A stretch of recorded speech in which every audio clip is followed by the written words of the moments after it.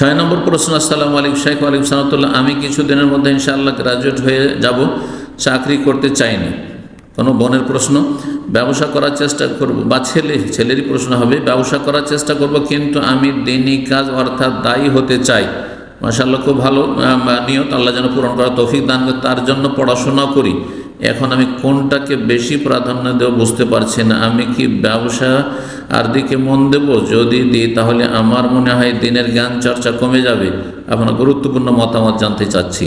যদি আপনার আর্থিক অভাব না থাকে, আপনার পরিবার কোনো আর্থিক অভাব নেই, আপনার উপর এমন কোনো দায়িত্ব নেই যে বাবা মাকে ভরণ পোষণ দিতে হবে, তারপরে আমার বিয়ে শাদী করাও জরুরি, সুতরাং আমাকে তার ভরণ পোষণ ব্যবস্থা করতে হবে, বরং আছে, যথেষ্ট আছে, এগুলো চলার মতো আছে, তাহলে অতিরিক্ত আয় ইনকামটা স্থগিত রেখে দিয়ে আপনি দিনের জ্ঞান অর্জনকে প্রাধান্য দিন আর দিনের দায়ী আল্লাহ হওয়ার চেষ্টা করুন। আল্লাহ তৌফিক দান। আর যদি দেখা যায় যে না, যদি আমি দিন বেশি শিখতে যাই, সময় এখানে বেশি দিই, তাহলে আমার আর্থিক সংকট দেখা দেবে। আমি ফরজ হক, আমার বাবার হক রয়েছে, ভরণ পোষণ দিতে হবে, তারা বয়স্ক হয়ে গেছেন, তারা আজ কাজকর্ম করতে পারছেন না, তাদের দিতে পারবো না, আমি নিজের সংসার চালাতে হিমশিম খাবো, আর তাতে বড় সমস্যার সম্মুখীন হব। তাহলে আপনার দাওয়াতি কাজ ফার্জে কেফায়, আপনি না করলে অন্যরা করবে। যতটা জানেন ততটা, এবং যতটা পারছেন ততটা করার চেষ্টা করুন। আল্লাহ তৌফিক দান করুন, এবং নেক নিয়ত থাকলে আল্লাহ অবশ্যই পুরা করার তৌফিক দেবেন।